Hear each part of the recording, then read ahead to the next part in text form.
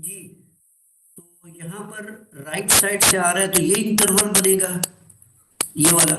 तो इसमें रिटर्न करेगा जी जीरो। तो इसका मतलब है कि इस केस में ब्रैकेट फंक्शन आपको जीरो वैल्यू दे रहे हैं, 1 - 0, तो ये 1 हो जाता है। तो इसमें भी आप देखें कि लेफ्ट हैंड लिमिट जो है वो not equal to right hand limit. तो इसलिए इस फंक्शन की भी लिमिट एग्जिस्ट नहीं करती है।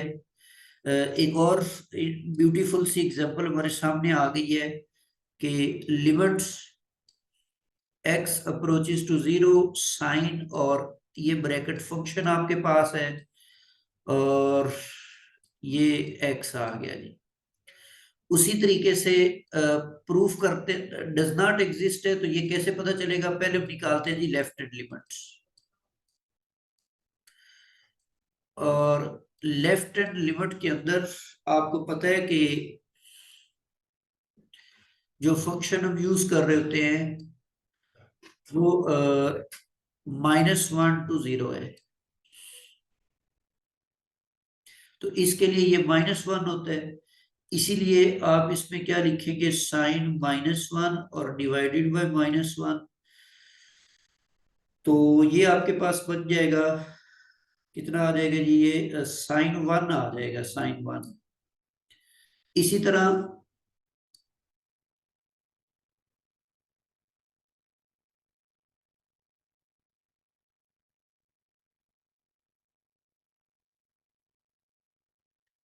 अच्छा, यहां पर ना हम इन फंक्शंस की लिमिट देख रहे हैं।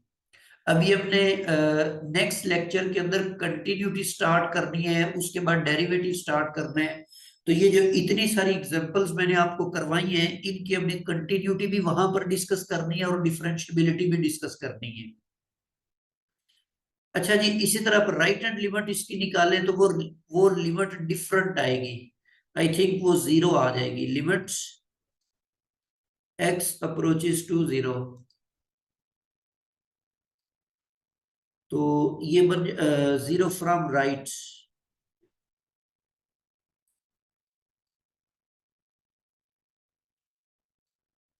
जी, अब इसके अंदर जब आप वो पुट कर देते हैं तो इसमें आपको ये वाली वैल्यू जो है ये जीरो रिटर्न करवा देती है, और ये भी जीरो होगी तो ये अनडिफाइंड हो जाएगा। तो इसका मतलब है कि जो राइट हैंड लिमिट है वो यहाँ पे एग्जिस्ट ही नहीं करती। तो इसका मतलब है कि ये ओरिजिनल लिमिट जो है ये भी एग्जिस्ट नहीं करेगी।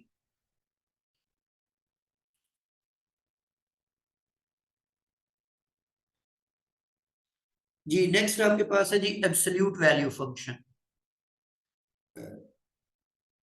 एब्सोल्यूट वैल्यू फंक्शन को आप इस तरीके से डिफाइन करते हैं कि जो पॉजिटिव वैल्यूज होती हैं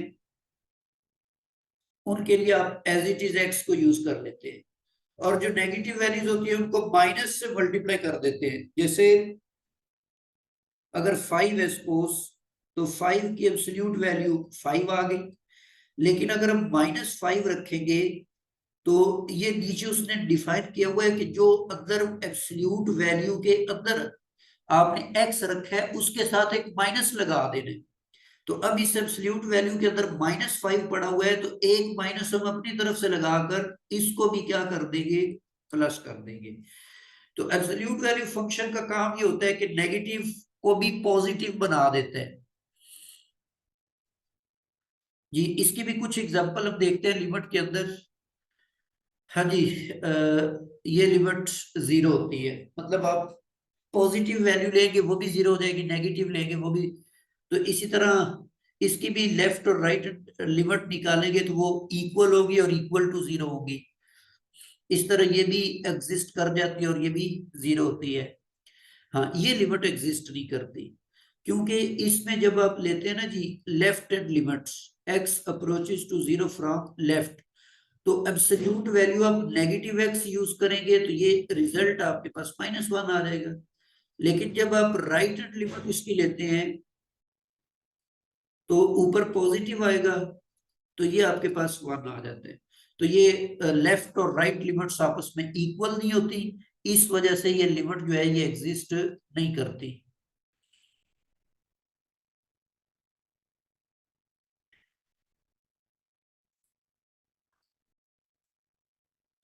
सिमिलरली एक और एग्जांपल इसी से रिलेटेड है। हाँ जी, लिमिट्स x अप्रोचेस टू 0 है और फंक्शन है जी x minus absolute value of x divided bye absolute value of x। तो अगर ये आप राइट हैंड लिमिट निकाल रहे हैं उस सूरत में फिर क्या होगा, एब्सोल्यूट वैल्यू जो है वो पॉजिटिव बन जाएगी। तो इसका मतलब है ये x माइनस एक्स और x, तो ये रिजल्ट आपके पास 0 बन जाएगा। लेकिन जब आप इसकी लेफ्ट हैंड लिमिट निकालेंगे तो ये x माइनस माइनस हो जाएगा प्लस x, और इसको आप लिखेंगे 2x और x कैंसिल हो जाएगा तो इसका रिजल्ट 2 आएगा। तो इसमें भी लेफ्ट हैंड लिमिट 0 है और राइट हैंड लिमिट 2 है, तो ये भी एग्जिस्ट नहीं करती जी। इसी तरह आपको कोई भी वैल्यू दी जाए, जैसे जनरली मैंने यहां पर ये लिख दिया हुआ है कि limits x approaches to a x minus a divided by x minus a, ये कभी भी एग्जिस्ट नहीं करती। जैसे ये ऊपर किया हुआ है ना आपने, तो अब a को आप किसी भी नंबर से रिप्लेस कर दे, जैसे x अप्रोचेस टू 5 है तो x माइनस 5 और x माइनस 5, तो ये एग्जिस्ट नहीं करेगी। ये जनरली आपने याद रखना है। सिमिलरली लास्ट आपके पास इसका 7 क्वेश्चन नंबर है। इसमें अब आप देखें कि limit x approaches to 0 sine mod x divided by mod x। अगर ये राइट हैंड लिमिट है तो इसका मतलब है कि ये मॉड x पॉजिटिव बन जाएगा। तो उस सूरत में ये आपके पास आ जाएगी जी साइन x और x, और ये आपके पास 1 होता है। जब आप लेफ्ट हैंड लिमिट निकालेंगे तो उस सूरत में ये जो मॉड x है ये नेगेटिव बन जाएगा, ऊपर वाला भी नेगेटिव हो जाएगा और नीचे वाला भी नेगेटिव हो जाएगा। तो साइन माइनस एक्स और यहां पर भी माइनस एक्स, तो ये माइनस माइनस से कट जाएगा तो ये भी पॉजिटिव 1 आएगा। सॉरी, ये मिस्टेकनली लिखा हुआ है, ये लिमिट एग्जिस्ट करती है और इक्वल टू 1 है, ये लिमिट एग्जिस्ट करेगी।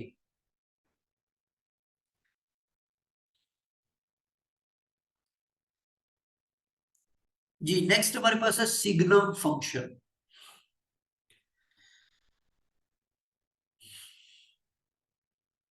सिग्नम फंक्शन को क्यों डिफाइन करते हैं जी, बेसिकली ये जो सिग्नम फंक्शन है ये हमें किसी नंबर के साइन के बारे में बताता है और ये इक्वल होता है जी इसके। अब ये आपने प्रीवियसली देखा कि जब आप 0 की लेफ्ट हैंड साइड से अप्रोच कर रहे हैं तो इसका रिजल्ट -1 आता है, और जब आप इसको राइट हैंड साइड से अप्रोच कर रहे होंगे तो +1 आता है। तो इससे आपने ये सिग्नम फंक्शन बना लिया हुआ है, और 0 पर ये 0 होता है। तो बेसिकली ये हमें वेरिएबल के साइन के मुतालिक बता देता होता है। ये यहाँ पर भी मिस्टेक हो गई, ये लेस देन आता है जी, यहाँ पे भी लेस देन आता है और यहाँ पे ग्रेटर देन आता है।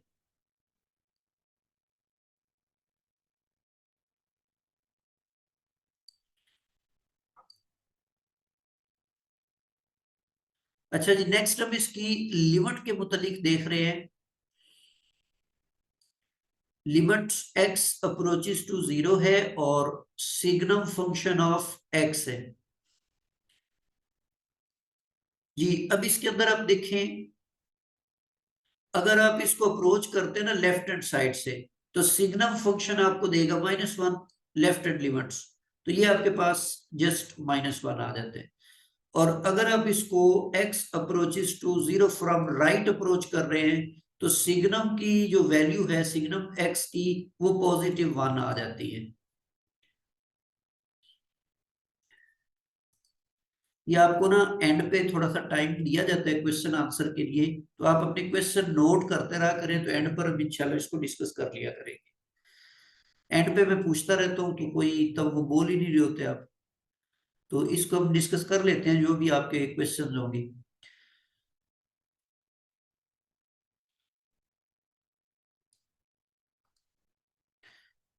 सिमिलरली अगर जैसे हमने पीछे दो जगह पर ये काम किया, तो यहां पर भी अब वही बात है कि अगर इसके साथ x आ जाए तो फिर इसकी लिमिट एग्जिस्ट कर जाती है। जैसे हमने ब्रैकेट फंक्शन के साथ भी x लगाकर हमने कहा जी ये लिमिट एग्जिस्ट करती है और जीरो हो जाती है। इस तरह सिग्नम फंक्शन की भी लिमिट तो नहीं एग्जिस्ट करती, लेकिन इसके साथ जब ये x लगा देते हैं, अब सिग्नम की लेफ्ट हैंड लिमिट -1 हमें मिली है और राइट हैंड लिमिट 1 मिली है, तो ये x की लिमिट 0 हो गई, तो 0 दोनों को मल्टीप्लाई करके 0 बना देगी, तो इस केस में ये लिमिट एग्जिस्ट कर जाती है जी। इसी तरह ये लिमिट भी एग्जिस्ट नहीं करेगी, क्योंकि सिग्नम लेफ्ट हैंड लिमिट में ये -1 बन जाएगा, और जब लिमिट 0 अप्रोच करेगी तो -1 देगा, और राइट हैंड लिमिट के केस में ये x+1 बन जाएगा, और जब लिमिट पुट करेंगे तो +1 आ जाएगा, तो इसकी लिमिट भी एग्जिस्ट नहीं करती। सिमिलरली ये है कि ये भी एग्जिस्ट नहीं करेगी, क्योंकि ऊपर -1 आएगा लेफ्ट हैंड लिमिट में और नीचे x है, तो वो तो अनडिफाइन हो जाएगा। इसी तरह राइट हैंड लिमिट में भी ऊपर 1 आ जाएगा और नीचे x है, तो वो भी अनडिफाइन होगा, ये भी एग्जिस्ट नहीं करेगी। ये भी एग्जिस्ट नहीं करती। इसी तरीके से आप इसको वेरीफाई कर सकते हैं, जैसे मैंने आपको सारी एग्जांपल्स बता दी हुई है, और ये लिमिट भी यहाँ पर जो है ना एग्जिस्ट नहीं करती। तो इसको भी अब देख लेते हैं कि इसको हम कैसे सॉल्व करेंगे। लिमिट्स x अप्रोचेस टू 3 और सिग्नम x-3। लो जी, पहले हम निकाल लेते हैं जी इसकी लेफ्ट हैंड लिमिट्स। तो उसके लिए हम पुट करेंगे x is equal to 3 minus h। तो जब x की वैल्यू 3 है तो h जो है वो 0 को अप्रोच कर जाएगा, तो इसीलिए लिमिट बन जाएगी h अप्रोचेस टू 0, और सिग्नम x की वैल्यू 3 माइनस h है, और यहाँ पर -3 है, ये कट गई। अब ये h जो था ये वेरी स्मॉल पॉजिटिव नंबर होता है, तो ये -h है अंदर, इसलिए इसका जवाब नेगेटिव आएगा, तो यहाँ पे -1 आ जाएगा। और जब हम राइट हैंड लिमिट की बात करते हैं, तो राइट हैंड लिमिट के अंदर आप क्या सब्सटीट्यूशन लेते हैं जी, 3 + h, 3 से थोड़ी सी बड़ी रकम होनी चाहिए, तो इस केस में लिमिट h अप्रोचेस टू 0 और सिग्नम 3 + h और -3 ये कैंसल आउट हो गए, और h एक पॉजिटिव नंबर है, स्मॉल पॉजिटिव नंबर, तो इस केस में आपके पास ये 1 आ जाएगा। तो ये भी डिफरेंट है, तो ये लिमिट एग्जिस्ट नहीं करती जी। क्वेश्चन नंबर आपके पास 7 है। एक ब्यूटीफुल एग्जाम्पल हमने साइन की मदद से और इसकी मदद से बना दी हुई है। साइन और सिग्नम ऑफ x, और नीचे भी सिग्नम x जी। उसी तरीके से लेफ्ट हैंड लिमिट हम निकालना चाहते हैं, तो उसके लिए आप पुट कर लेंगे जी x बराबर है 0 minus h, that is equal to -h, और जब x 0 को अप्रोच करेगा तो h की वैल्यू 0 बन जाएगी, तो इसका मतलब है कि इस लिमिट को फिर हम यूं लिखेंगे h अप्रोचेस टू 0 और साइन, और यहाँ पर अब सिग्नम, और यहाँ पे -h आ जाएगा जो कि एक नेगेटिव नंबर है, और नीचे भी आपके पास सिग्नम -h आएगा, तो ये बन जाएगा साइन, वो जो कि -h है तो -1 बन जाएगा, नीचे भी -1 आ जाएगा, तो साइन 1 जो है ये इसका आंसर है लेफ्ट हैंड लिमिट का। और जब हम राइट हैंड लिमिट की तरफ आते हैं, राइट हैंड लिमिट्स, तो उसमें आप 0 + h पुट करते हैं, that is equal to h, तो ये बन जाएगा साइन और सिग्नम h, ये पॉजिटिव है, नीचे भी सिग्नम h पॉजिटिव नंबर है, तो सिग्नम h जो कि पॉजिटिव है तो सिग्नम 1 आ जाएगा, तो ये भी साइन 1/1, तो ये लिमिट भी एग्जिस्ट करती है। इधर भी ये मिस्टेकनली लिखा गया, तो ये लिमिट भी एग्जिस्ट करेगी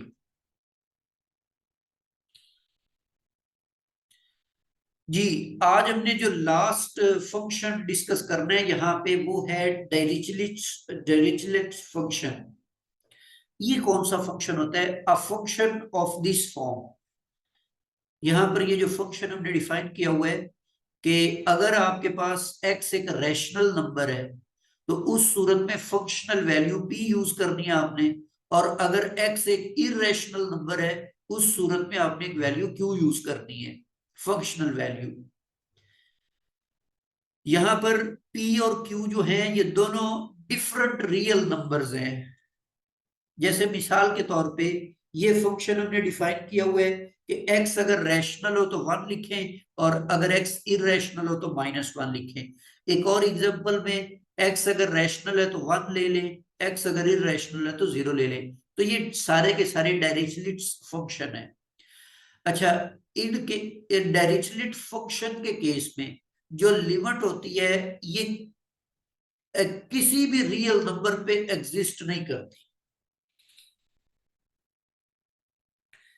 मतलब कैलकुलस के अंदर और रियल एनालिसिस के अंदर ये हमें एक ऐसा फंक्शन मिल चुका है जो एक ऐसा फंक्शन है जो किसी भी पॉइंट के ऊपर उसकी लिमिट नहीं एग्जिस्ट करती।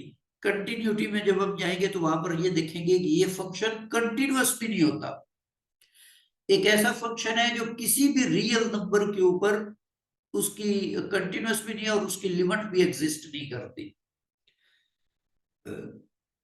ये नीचे लिखा हुआ है सी कोई भी एक रियल नंबर है।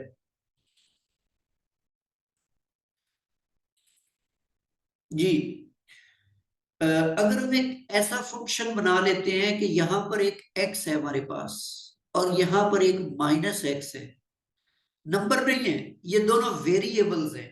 x जो है ये नंबर्स नहीं है, ये वेरिएबल है। ऊपर दोनों वेरिएबल्स थे। तो इस फंक्शन की लिमिट जो है वो 0 पर एग्जिस्ट कर जाती है, लेकिन 0 के अलावा c की किसी और वैल्यू पर एग्जिस्ट नहीं करती। मतलब इसकी लिमिट सिर्फ 0 पर एग्जिस्ट करती है। तो इसका एक जनरल सा असूल है।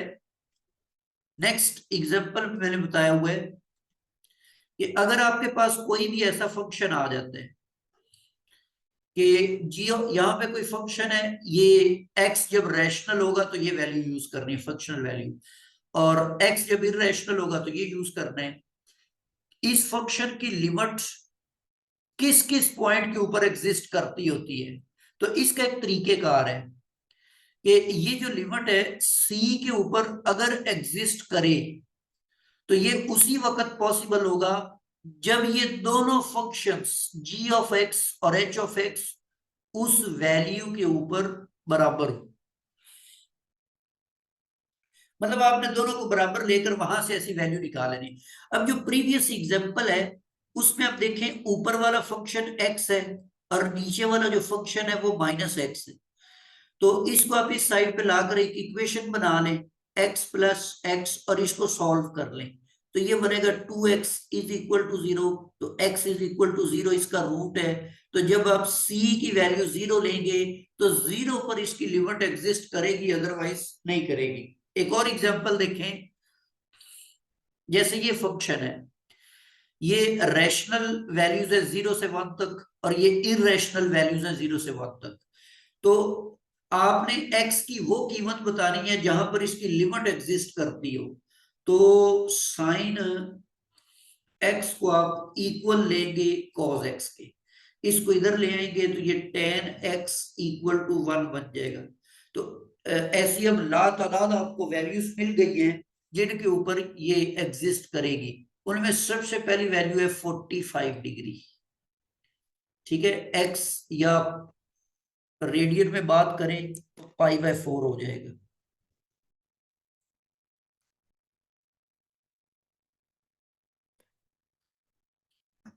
π/4, π/4 पर ये लिमिट एग्जिस्ट करेगी। इसके अलावा और वैल्यूज कितनी हैं, इनमें आप n पाई ऐड करते जाएं। ठीक है, n पाई ऐड करते जाएं, उन तमाम रियल वैल्यूज के ऊपर ये लिमिट जो है ये एग्जिस्ट करने वाली है।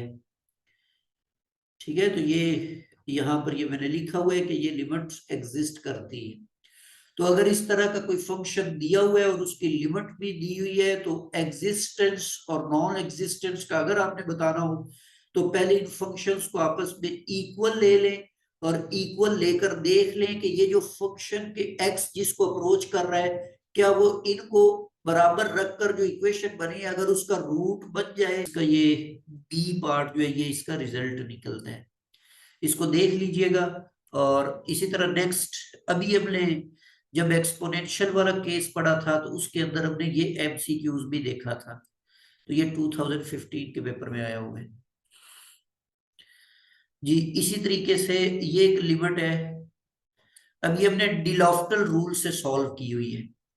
इसमें अगर आप लिमिट 1 पुट करते हैं ना तो ये 0/0 फॉर्म बनती है, तो ऊपर वाले का भी मैंने डेरिवेटिव ले लिया। अब बेसिकली यहाँ पर x raise to power x लिखा हुआ था, तो अगर वेरिएबल के ऊपर वेरिएबल आ जाए तो उसका डेरिवेटिव लेने का तरीका जो है, ये एफएसई का ही क्वेश्चन है। मैं आपको रिकॉल करवा देता हूँ कि आपने दोनों तरफ y सपोज करके log लेना होता है, और ये x और नेचुरल लॉग x आ जाएगा। जब आप डेरिवेटिव लेंगे तो ये 1/y dy बाय dx, और x का डेरिवेटिव 1 हो गया नेचुरल लॉग x, और फिर x as it is natural log x का डेरिवेटिव 1/x, ये कैंसिल आउट हो गए, तो dy बाय dx इक्वल हो जाएगा नेचुरल लॉग x प्लस 1 के, और ये y इस तरफ आकर मल्टीप्लाई होगा, y की वैल्यू x रेज टू पर x पुट, ये मैंने यहां पर लिखा हुआ है, ये x रेज टू पर x का डेरिवेटिव है, और ये जो साथ में x था उसका डेरिवेटिव मैंने यहाँ पर 1 लिख दिया हुआ है। नीचे जो फंक्शन था डिनोमिनेटर में 1 का डेरिवेटिव 0 हो गया, माइनस एक्स का -1 लिखा हुआ है, नेचुरल लॉग x का 1/x लिखा हुआ है। अब इसके अंदर अगर हम लिमिट पुट करते हैं तो ये भी पावर में बटे के ऊपर भी 0 दोबारा बन रहा है, नीचे भी दोबारा बन रहा है, तो फिर मैंने दोबारा इसका डेरिवेटिव लिया। अब यहाँ पर चूंकि प्रोडक्ट है टू फंक्शंस का, तो इसीलिए मैंने यहाँ पर प्रोडक्ट रूल अप्लाई करके इसका डेरिवेटिव निकाल लिया। तो इसको आप सिंप्लीफाई करके यहाँ पर ये पुट करेंगे तो ये आपके पास -2 आ जाता है जी। B option is the correct option जी। इसी तरह नीचे भी एक फंक्शन है, ये भी 0 रेज टू पर 0 इनडिटर्मिनेट फॉर्म है। उसी तरीके से y सपोज किया, दोनों तरफ log लिया, उसको सिंप्लीफाई करके 0/0 फॉर्म या इन्फिनिटी बाय इन्फिनिटी बनाकर उसको हमने सिंप्लीफाई करके, तो इसका रिजल्ट जो है वो 1 निकल आता है। C option is the correct option जी। लास्ट वन है, इसको हमने पहले देखा हुआ है कि साइन 1/x जो है, ये हम पहले डिस्कस कर चुके हैं कि इसकी लिमिट एग्जिस्ट नहीं करती, तो D option is the correct option जी। यहां तक हमारा आज का लेक्चर जो है ये कंप्लीट हो गया है, तो अभी मैं आप लोगों को अनम्यूट कर रहा हूं। अगर